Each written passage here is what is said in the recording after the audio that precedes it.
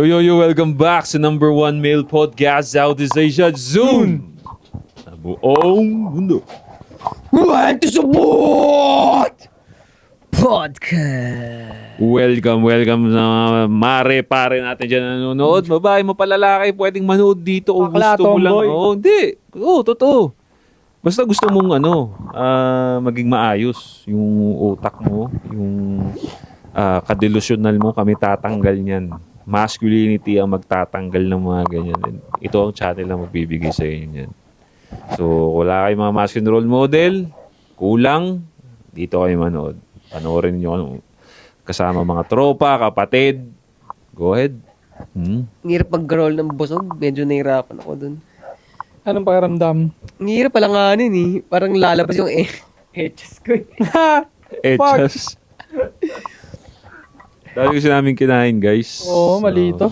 Lagi kaming ganon, di ba? Pagkatapos namin kumain, lagi namin naisip, tangina, malito. Malito na gawa natin. Sobrang daming pagkain.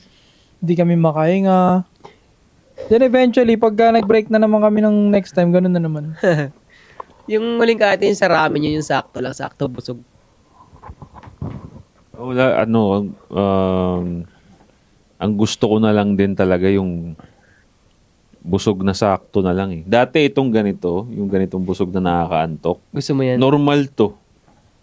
Kahit nagtatrabaho ko dati sa corporate, hindi ako natutuwa pag hindi ganito busog ko sa lunch. Kasi parang gusto ko masulit eh yung kain. Pero ngayon, itong edad ko na hindi na. Parang, Ang chabi-chabi mo nun. hindi nga rin pre. Hindi ako naging chubby sa buong buhay ko. Yun ang ikinaka-proud ko. Pero, yun nga lang, yung feeling ng busog pare, hindi ko na siya gusto talaga. Nakita mo ako nung Ako din. 2017 19? 18? or 17 or 16. 2016. Mataba ako nun eh. Napansin mo? 2016. 10 pounds heavier ako nun. Nasa Cebu. Sabi ko na Cebu. Oo. Cebu ka nun?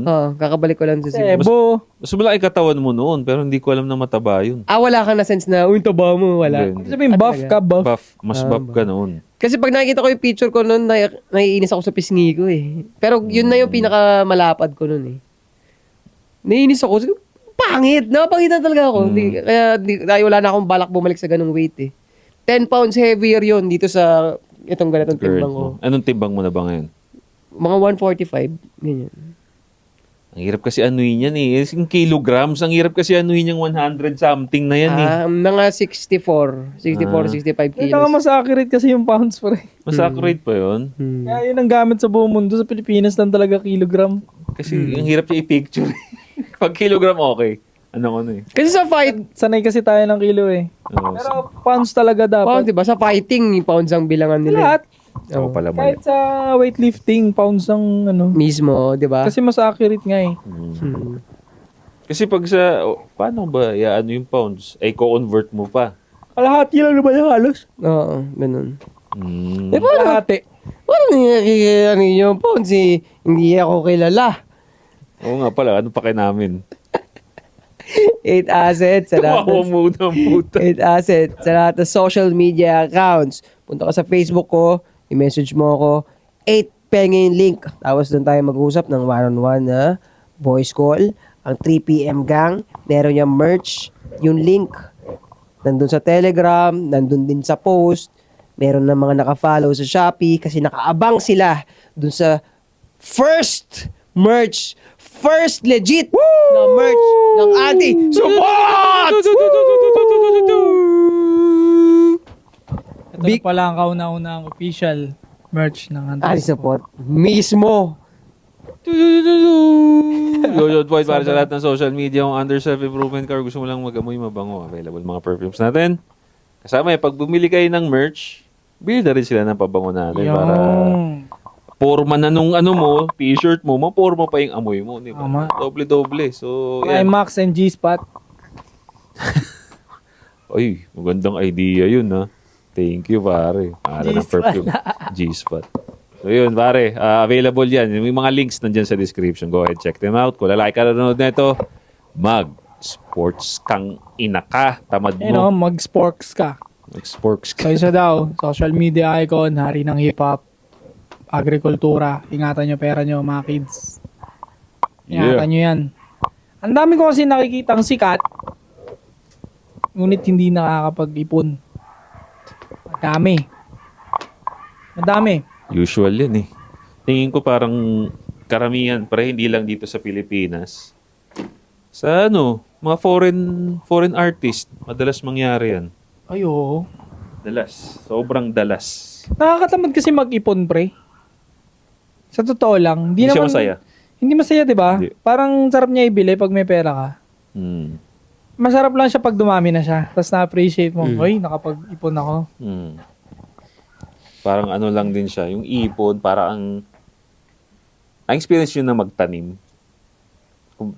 Yung feeling na hinihintay ninyong tumubo yung tanim ninyo. Nakakatamad, di ba? Nakakatamad nung bata ako. First time ko may experience yan. Pinagtanim ako ni Ermat ng mangga. Sabi niya yung kinain ko mangga, sige tanim mo yan anak.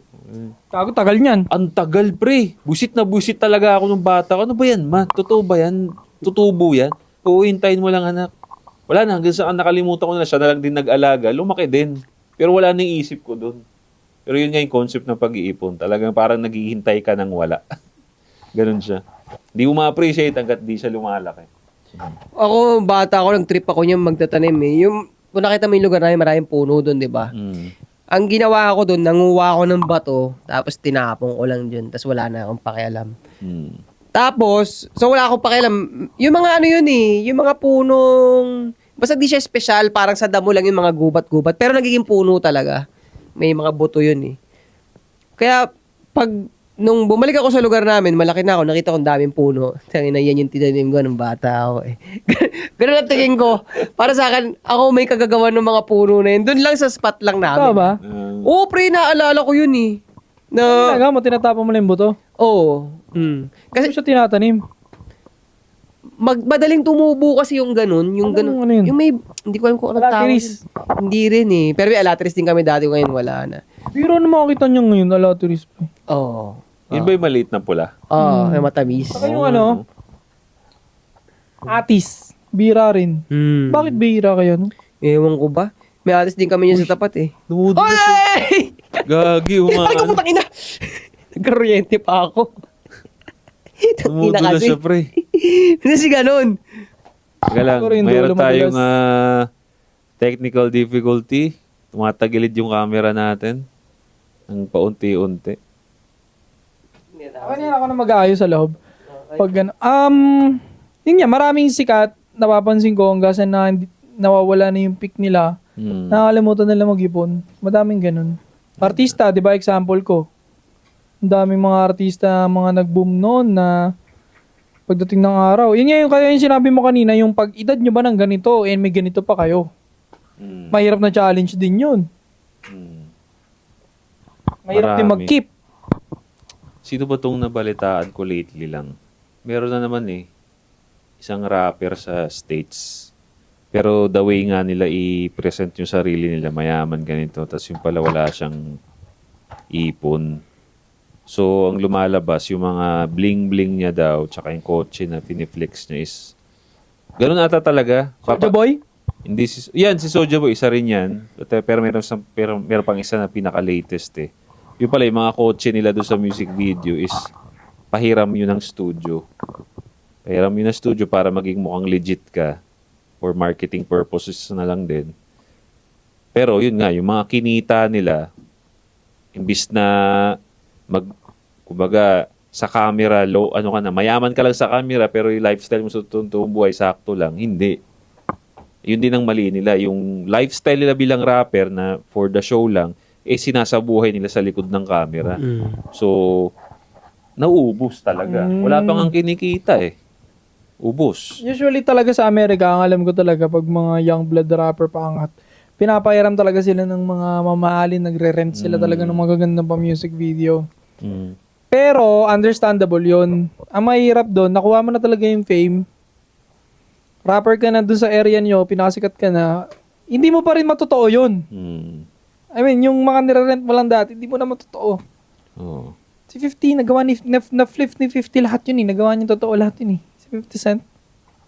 Sobrang yaman na ni 50 ngayon. $100 million na yung pera. Kasi, Yun lang dapat ang pagtingin naman sa pagyaman talaga. Trabaho lang talaga yun, pre. Kapag gumawa ka na ng bubble sa sarili mo, yan na yung part na hindi na siya useful para sa'yo. Kasi, pag naisip ko, nung bata ako, maraming bagay na tingin ko nakaka-impress. Na ngayon tumanda ako, hindi Hindi na naman ganun pala. impress. Oo, hindi na ganun, no? So, para ka nangyayari kasi sa kanila, tingin ko ganito eh. So, pinaranas ng langit, fame, tapos yung pakaramdam ng ganun.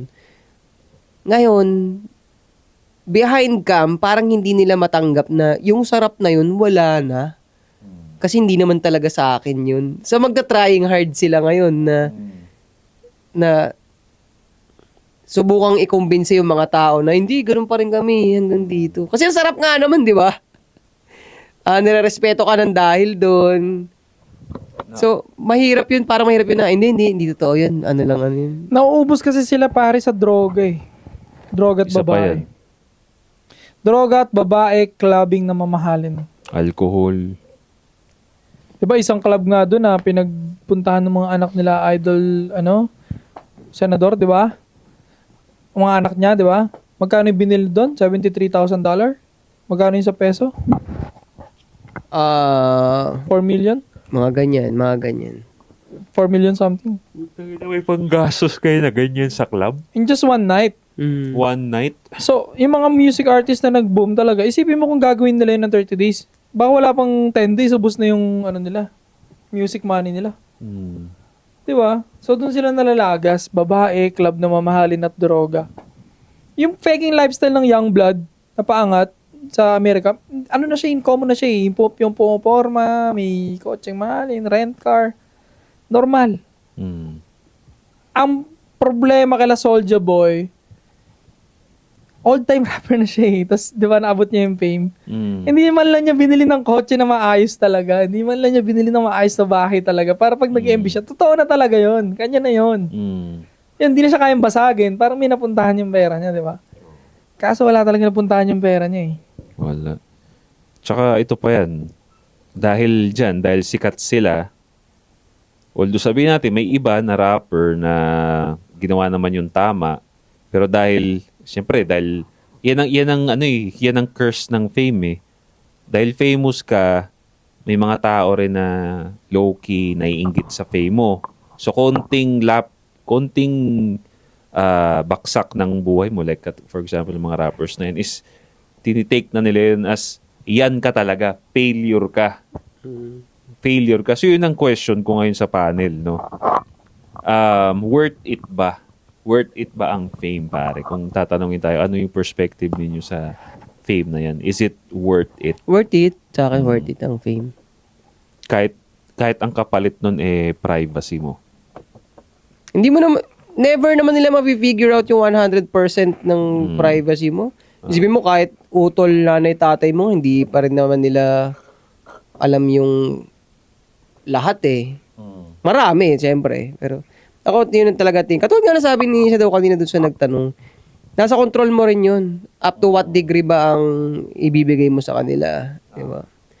Pero ako talaga, gusto ko talaga kahit konti, meron sa aking minimal amount ng fame talaga eh. Na dapat meron ka para sa akin. Para ako, ayokong iwanan yung mundo na wala akong kahit minimal na fame. Significance and fame. Oo. Bakit di naman yung sobrang ghost ka, no? Oo eh, di ba? Kasi, Kaya nakakatawa yung interview doon kay Doggy about fame, no? Sabi nung, wala ka na, Doggy, tinatalo ka na ng sa ML to. Tinatalo ka na ng mga bagong new blood. Panis ka na sa mga new blood. Mas sikat na sila sa'yo. Mas marami na nanonood sa stream nila, mga new blood, ganyan, new fame. Sabi ni Dog, sa kanya na ako yabangan pag meron na kayo nito. Boom! Lamborghini! Pag meron na kayo nito, boom! Yan, mamahaling sports car na naman. And hospital, and syempre, malaking bahay. Kumbaga ang point ni Doggy, masusustain nyo ba yan? Diba? Nasa fame kayo ngayon, mapera kayo ngayon, kaya nyo bang i-keep yan? Diba? Kasi ako na-keep ko. So, yun ang usapan pa rin talaga. Saka yung perspective nung nagsabi sa kanya, mababaw. Kumbaga, nasa face yun eh. Parang sa akin, nasa face eh. Unang face is fame. Next is yung investment. Anong ininvest mo after that fame? Kasi pag wala kang ininvest, tapos na yung fame mo, walang kwenta yung fame. Wala yun. Wala. Pero dahil si Doggy, tapos na siya dun sa fame, nasa investing period na siya, masasabi mo, tapos na, successful na siya. Number 1, sumikat na siya. Number 2, may investment pa siya. So, kung sasabihin mo lang, wala na, masikat na sa'yo, tapos na siya dun eh. Wala na siya dun. Kumbaga, kung pareho silang nagsabay nung sinasabi niyang pinagmamalaki nila kay Doggy, tapos mas sumikat, wala pang investment si Doggy, pwede. Pwede mong argument, wala, panis ka. Wala na eh. Tapos na si Doggy dun. Fame, investment. At nakita nyo naman, both nakuha niya. So, panis pa rin. Yun ang question dun. Yung fame na yan, alright, fame siya ngayon. Ano sunod niyan? Pag ikaw wala ka na invest, panis ka. Tama. Oo. Kasi, meron ka ng, may paraan ka na through your fame para makapag-invest eh. So, Bonus na nga yan eh. I mean, ano siya, advantage. Pag may fame ka, at di mo ginamit yun, hindi ka nagpumera doon. So, famous ka, hindi mo na convert into investment. Paano pag, yun na nga, laos ka na. Paano pa ako mag-hope na kaya mo pang gumawa ng investment? Laos ka na nga. Tapos na, Ang daming mga nagka-fame na hindi naman nila na-convert sa pera. Number 1, si Otlum. Sino nga si Otlum? Multo? Otlum. Yung bakla. Si baka sobrang sumikat yan. Otlum ba ang tawag sa kanya? Yung baklang, di ko po ninakaw. yung cellphone. Right. Yeah. Ako po ay walang ginagawang masama. Alam mo kung bakit? Bakit? Matino ba yun, pre? Parang may saltik naman yun eh. Kaya yung fame niya parang aksidente lang yun eh. Oo. Aksidente. Paano ba sa tingin ninyo na makukuha mo yung fame at the same time mako-convert mo pa sa money? Yung hindi sayang talaga. Ako, kung ano yung kinasikatan mo, doon ka muna mag-start. Para since kung ano yung fame mo, pwede mo magamit yung product to promote that. Kumbaga related doon. Related sa kung bakit ka sumikat. Kaya nga best example niyan yung mga NBA players. 'Di ba? Ano yun? Basic concept ng sinasabi ko. Saan sila magaling? NBA. Anong kinakayaman nila? NBA shoes. Mga basketball shoes. Ang bilis nilang mabenta yung sapatos nila because of their skill sa basketball. Kaya rin nag-boom ang Under Armour eh. Bakit? Steph Tangina, Curry. Stephen Curry ba naman nag-carry? Nung panahon na nag-boom si Stephen Curry, lalo na yung playstyle niyang 3-pointer, lahat din ng mga batang gustong 3-pointer, bumili ng Under Armour. Easy sales, pare. Kasi thinking ng mga bata, magiging kasing sureball ka si Curry. Oo. Kaya naman nag-Jordan yung iba dati dahil gusto ko tumaas yung talon gaya ni Jordan. Oo. Tapos, hindi, may nagkaroon nga rin ng stigma dyan eh. Tangina, naka-under na puta. Puro tres yan. Hindi yan papasok. hindi yan sasalaksak. Magte-tres-tres lang yan. Pero again, nandun yung culture na inano ni Stephen Curry na helpful nga. Oo. Maraming ganun eh. Tingin nyo ba tama ba ito na sasabihin ko na basta may fame ka, cool ang image mo. Ano naman? Diba? Regardless, Ng, kahit negative na fame. kahit si FLM, Oo. Kasi gagawin mo pa rin siyang, kaya siya cool kasi pwede mo pa rin gawin sa katatawanan. Diba? Kumbaga, may silbi. May silbi. Diba? Ito pa, alam mo kung bakit cool ang fame kahit negative? Sige nga, explain mo. Negative. May babati sa'yo, uy, ikaw yung Tapos sasabihin mo, wala yun, lang yun. Show lang yun. Kumbaga may excuse. May excuse eh. Oo. Kaya kahit negative nga, cool eh. Isa pang magaling dyan na ito, nagagalingan ako dito ha. Queen Yasmin, no? Tangina. Ang lupit na. Kumbaga sa mata natin, hindi siya cool. Pero, Big zoom out ka. zoom out ka konti, Alright, nagigets ko. Cool, oh. School pa rin sila sa normal na tao. Mas cool pa rin sila Oo. sa normal na tao. Kasi kung ako nga, parang sinisilaban nga yung puwet ko, kaya sabi ko nga, dapat kahit konting fame meron ka eh. Na, meron kayong mga nakikita nandyan sa famous spot na yan na, tangina nito, baldog naman to eh. So, ang nakakapagpaikot ng puwet sa atin, oh, ikaw. Eh, bakit ikaw? Di ba? Kaya sa akin, basta may fame ka. Huwag kang mapahig na matalo ka ni Queen Yasmin, parang ganun. Oo, di ba? Tangina. Parang, Tapos ako, ikaw, mag-isa. Selos. Huwag kang ayan, naalala ko. Ginamit mo pala yun. Nag-flip top kasi siya, nag-flip top siya mag-isa sa kwarto. Slam poem yun. Sino kaya masasabi kong cool? O, tinan mo, nagagamit mo siya para para may buhay yung Tawang-tawa content. ako oh. dun, pre. Yung sinasabi, kunyari, nakalimutan ko kung anong show yun eh. Basta, in-interview siya. Queen Yasmin, magaling ka daw mag-slam poetry. Pwede bang gawa mo ng slam poetry itong subject na to? Ito gagawin niya. Kunyari, kape. Uulit-ulitin niya ng 3 beses. Kaya ko po yan. Kape. Okay, edi nag-ano siya. Okay na. Natapos na. Ang galing. Ito naman, gawan mo naman yung kutsara. Yan, kutsara. Sasabihin niya, kutsara.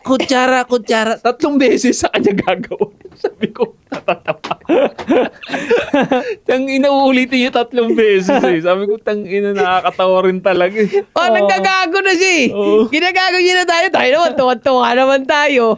Utang ina. Ang mga tao nga pare, gustong-gusto talaga nilang tinatarantado rin sila. Sa totoo lang. The more na tinatarantado mo sila, the more na tuwan-tuwa rin yung mga tao talaga, pre. Kasi kung tatanungin mo yung dating Joshua, ganyan. Manonood ako ng gano'n. Makikringe ako. Sabi ko, putang ina, di cool yan. That's fucked up. Ako ba para kang sira? Pero at this age, parang, nagago, nakakatawa. Hindi kasi the more na lalayo mo na yung sarili mo sa mga utak na the more na mas na-appreciate mo na yung mga pagiging nila. Patawag sa kanila, parang sila abstract sila para sa akin magpatawa. Di ba mas na-appreciate mo na ngayon? Kahit si FLM pare, ang daming galit. Ako hindi, tawan-tawa talaga ako sa kanya, boy. Honestly, lalo nung inaano niya yung lyrics tas hindi niya alam, akala niya pa shoutout. If you only have one shot, one opportunity. Ang hinat sa tugtog ni Eminem. Ting, ting, ting. Ay, pre, classic. Tsaka yung may kanina lang yung kausap natin siya off-cam, yung tinatanong niya about sa paano yung privacy mo, okay lang ba? Hindi naman necessarily pagkasikat ka, your privacy will be out there. Depende pa rin talaga sa iyo yun. Tsaka kung sikat ka sa talent mo, you can be famous because of your talent lang, hindi naman sa lifestyle mo eh. Pero na lang yung iba na talagang willing na ibigay yung, for example, sikat lang siyang singer, pero pag ini-interview siya, talagang binabanggit niya lahat or nagpapapunta talaga siya sa bahay niya. Yung mga ganun talagang prone yun. Pero control mo yun na pwede mo namang hindian yun eh. Totoo. I think, yung matatamaan lang naman sa mga ganun na wala ng privacy is yung parang Kardashians. Oo, kasi lifestyle nila ang nasikat nila eh. Pero kahit ganun pa man, marami pa rin tayong hindi alam doon. Oo, for sure. So parang hindi mo nga rin masisell 100% ng privacy mo. Hindi talaga, Kasi overall, ugali pa rin ng tao na, alam mo talaga silang pakialam. Sisilip lang sila saglit, tapos balik na sila sa mga shit nila. May sarili-sarili rin. Yung sarili-sarili. Pwede hindi mo nga rin alam na baka yung pinapalabas lang nila sa inyo. Oo. Diba? Oo, Hindi show naman lang din yun. Oo, parang. Ngayon kasi tol, ganito ko siya tignan eh. Kaya hindi ako naiintindihan madalas. I see internet pare, parang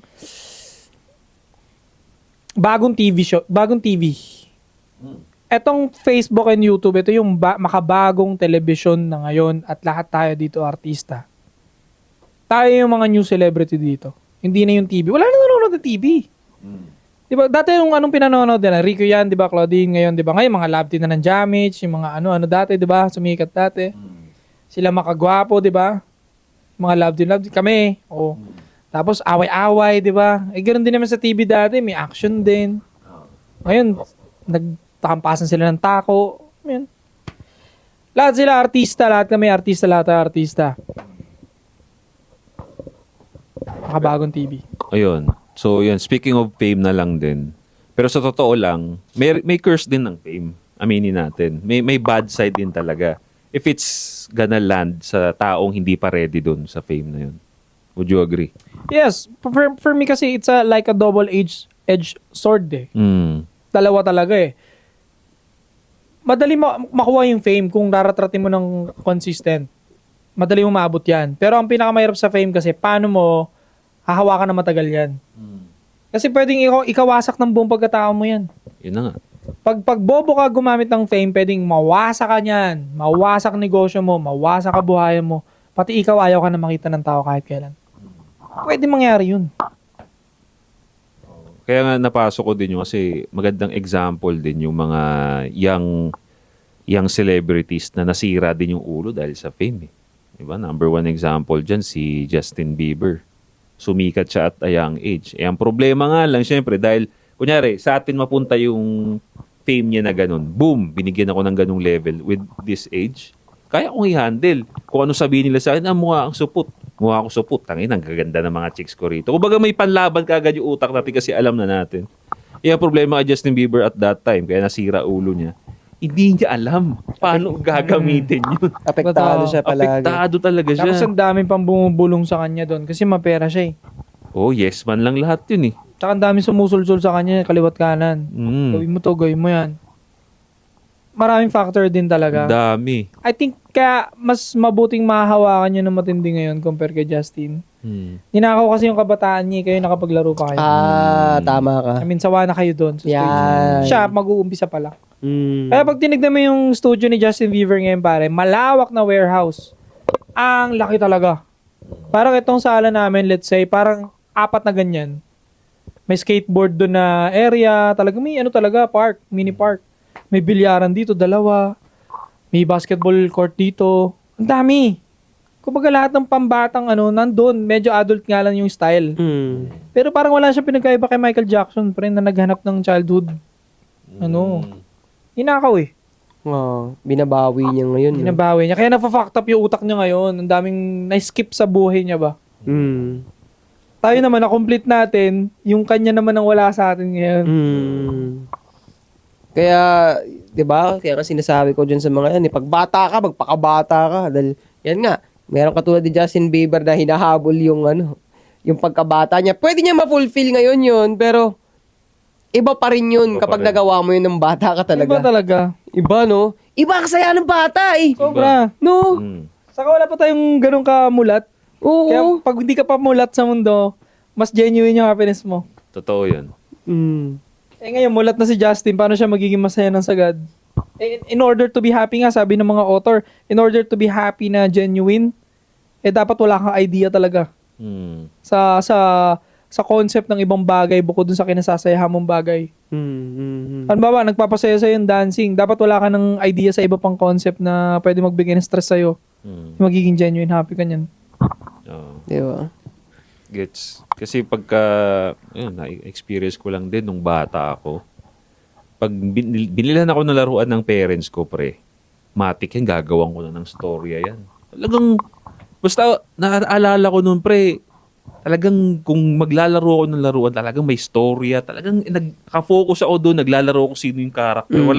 Walang issue kung, yun nga, that's my point. Kasi nga kung ngayon siya mag-e-enjoy ng ganun, iisipin niya kaagad dun sa ginagawa niya. For example lang, kaya hindi nakakatayo na kapag enjoy ng movie minsan, kasi yung movie pinapanood natin, nakikita na natin yung may mga kabaklaan, may ganito, may feminist na. That's the point. Kasi gising na nga tayo. Pero nung bata ko, all flowers and butterflies yun pagka nanonood ka ng movie. As in yung saya lang, no? Walang kahit anong agenda ang makikita. Ay, yun na nga problema. Yun ang wala nga sa kanila katulad ni Justin. Kasi nabuksan na. Kaya iba yung genuine ng happiness ng bata talaga. Lalo hindi ko malimutan yung unang-unang araw na naregaluhan ako ng family computer ng AirPod ko. Sobrang tuwan-tuwa talaga ako nun. Simpleng Mario lang yung pre Oo. Putang inang pang! Sarap pre, sarap sa feeling talaga. Inaamoy-amoy ko pa yung controller. Babaks pa yung controller ng parang ganito.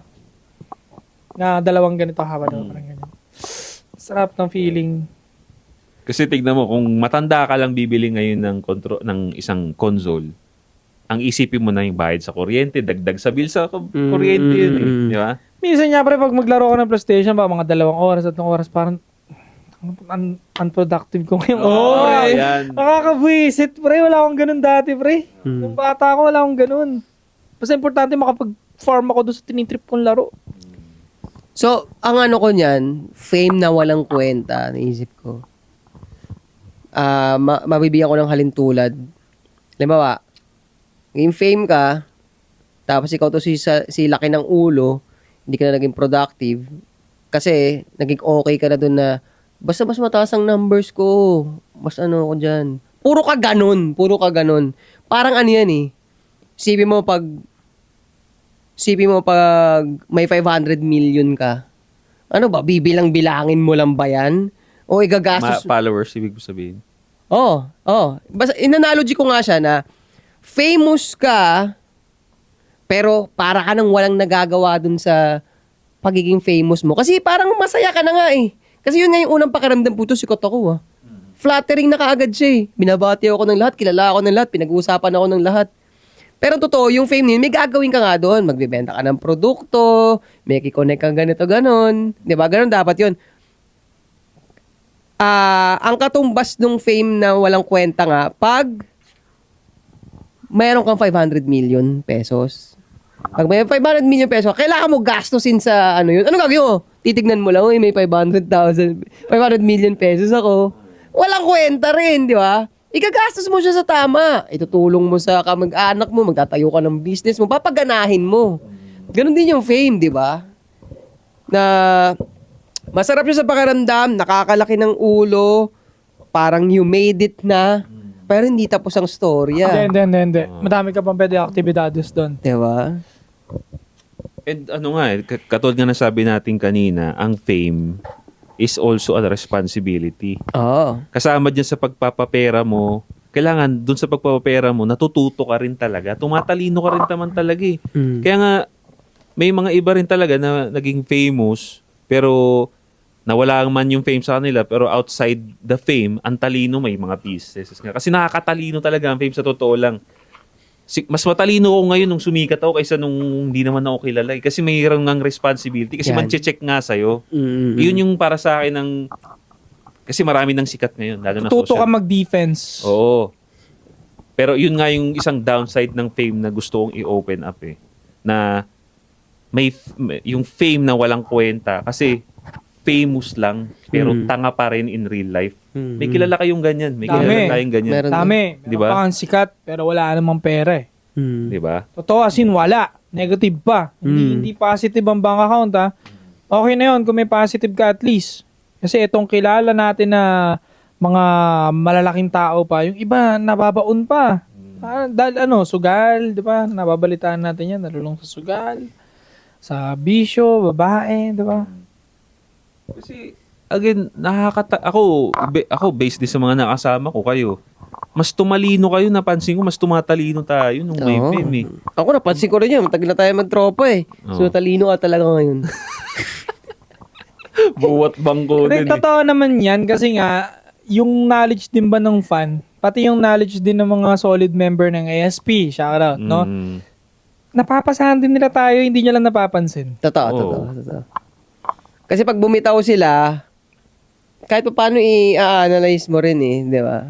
Diba, ang usual viewer natin, 5K, 3K to 5K naglalaro always, diba? After 3 days, diba? Para tayong 5,000 ng utak na pinagsasama-sama sa isang community. Parang ganun nangyayari eh. Yung 5,000 na yun, nagko-comment pa isa-isa, pa iba-iba sila eh. Yung iba magko-comment, yung iba hindi naman, diba? Parang 5,000 utak siya eh. Kaya Tama. tayo tumatalino, Josh. Oo. Tingin ko. Totoo yun. Kasi, bumibitaw tayo ng opinion, di ba? Bukas sa publiko yung opinion. Oo, yan. Mabigat Natitest yan. eh. Natitest. Na kung, pag may nasabi tayong mali, dahil hindi natin ginugel, okay. Mali nga. Pero pag yung sinabi nating tama, tapos na-validate pa, confident talaga ngayon tayo. Kumbaga, ibinibitaw natin siya ng ibinibitaw.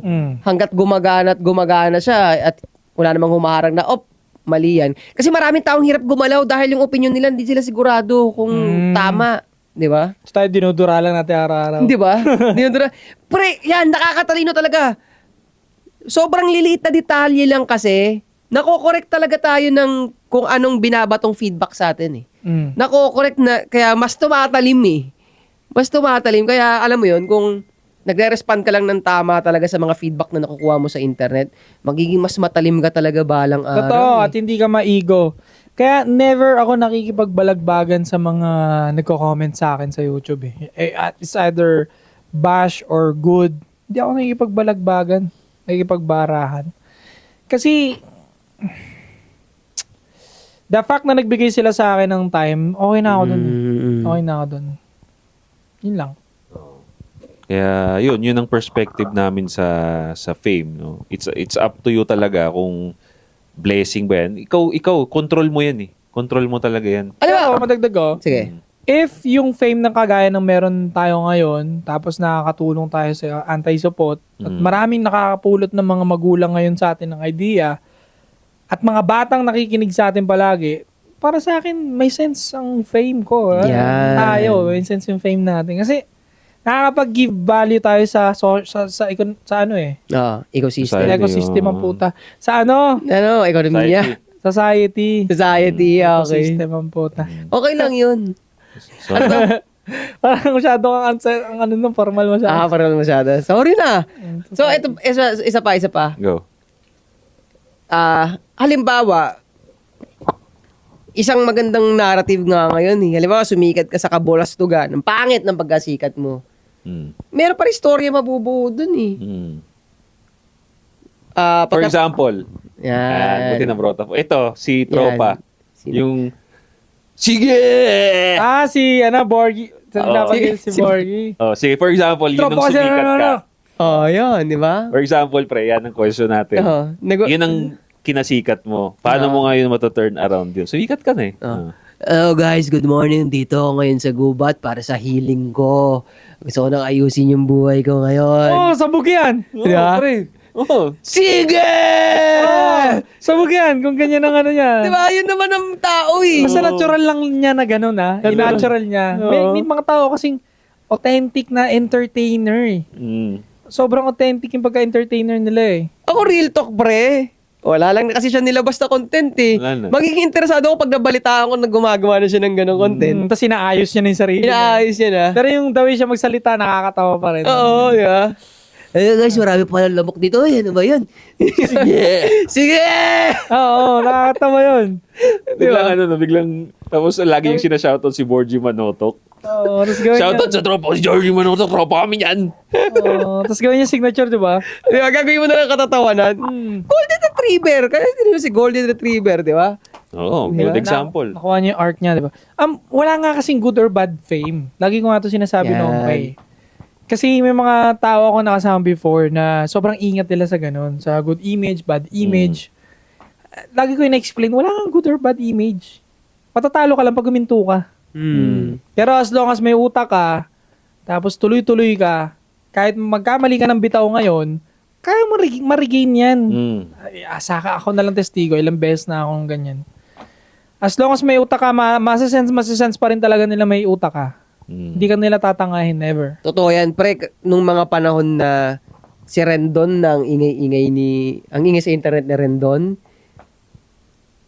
marami nagagalit sa kanya, pero nakigets ko yung pinagsasabi niya. May point, di ba? Wala akong nararamdaman na hindi ko nararamdaman na makiganon. Hindi rin. Sabihin, may makakaintindi pa rin talaga sa'yo. Meron eh. Oo. Tsaka tignan mo, di ba, mas sumikat siya dyan sa Iwan Pamilya, di ba? Oo, Nag-trending. Di ba nagpo-promote na siya ng motor ngayon? Ganun niya i-promote, pre. Sa sobrang bilis na itong motor na to, iwan pati pamilya mo. Di ba? Tinanggap ng madla kasi ginamit mo as a joke eh. Oo. Tapos ang conversation natin. Kaya nga walang good or bad fame. Huwag ka lang siguro kikitil ng buhay. Yan. O gagawa ng ikakalaktap mo ng sobrang habang buhay. Hindi ka na kasi makaka-comeback nun. Pero as long as hindi ka naman lumalabag at lumalabang ka ng patas, walang good or bad na fame. Yun talaga lagi yung sasabihin. Walang good or... Basta, makaengkoy ka man, masaya man yung content mo, basta ma-monetize mo yan, goods pa rin yan sa'yo. Ang usapan, usapan. Ang mahirap, pag hindi ka na pinag-uusapan. Ibig sabihin, may mali. Selos, selos, selos. Dapat kasi. Mahal mo siya. Kuha mo yun ah. Dapat kasi. Kaninong fame lang ba yung mahalin tulad ninyo na bad fame? Baka meron kayo may example. Mahirap yan Bad fame. O kaya isipin na lang natin yung fame na talagang ayaw natin. Fame, yun na lang. Fame na ayaw mong mapunta sa'yo. Teka. Sige. May naisip Ayaw na mong ako. mapunta sa akin. Sige nga. Babanggitin ba natin yung pangalan? Oo. Talaga? Oo, galingan mo na lang. Hindi, no. Para mas maabot nila. Babanggitin yung pangalan. Tapos sabihin ko, ayaw ko yung fame na yun eh. Oo, ano naman? Fame na ayaw ko. Ayaw mo lang naman yung fame niya. Di mo naman sinabing ayaw mo siya eh. Sa bagay, si Sanderford. Ayoko rin naman sa kanya eh. Oo, di ba? Ayoko rin Pero, sa fame niya eh. sige, sabi mo, galingan ko eh. Sinabi ko na yon. Pero walang problema sa akin kung mag-guest siya dito. Oo. Kasi gusto rin natin, lagi naman tayong anong magiging POV na to pag tayo na nagtatanong sa kanya. Oo, gusto ko rin marinig. Di ba? Marami rin ako gusto itanong. Pero first of all, as of now, ayoko nung fame na na-create niya. Kasi, again, walang good or bad na fame pero ayoko lang puntahan yung ganong path. Ganun. Kasi ako sa tingin ko, sa tingin ko, ayaw ko. Yung nakikita ko lang sa internet, hindi ko naman kilala personally yan. Wala pa siyang kinakambyo eh. Hindi niya pa kinakambyo. Hindi niya ma-defend sarili niya, pre. Parang siya sinasapak-sapak sa internet ng Di ba? Hindi niya ma-defend eh. Parang, hindi niya ma-rebat. Oo, hindi niya kinakambyo dun sa gusto ko eh. Kaya, ewan ko eh. Saka hindi niya sobrang nakapitalize yung pera, yung fame niya nun. Sayang yung fame. Sobrang famous siya nun eh. Nagkaroon siya ng era eh, sa internet. Era ni Rendon, era ni MG, era ni Marlo. Di ba ni Sanderford? Isang taon siya sikat meron eh. Isang taon nangyari yun. Hindi niya na pera eh. Sayang. May nakakatawa yun natin guest siya. Parang guest yan siya sa parang radio station ata. Yes, yan siya. Ay, yung pinrank siya. Sama nun? Oo. Sama nang ginawa nila. Oo. Pinagalitan siya. Ay, sorry naman po. Yan. Napahiya din siya. Nahiya siya. Kawawa siya dun, pre. Nakawa ako sa kanya. Tapos mali yung mali yung the way kung paano niya i-response yung sitwasyon.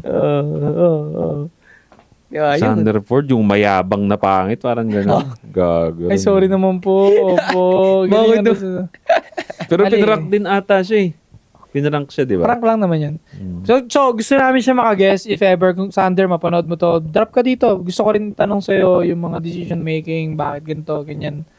Baka may reason ka rin. Kung, gusto namin marinig yan. No? Yeah.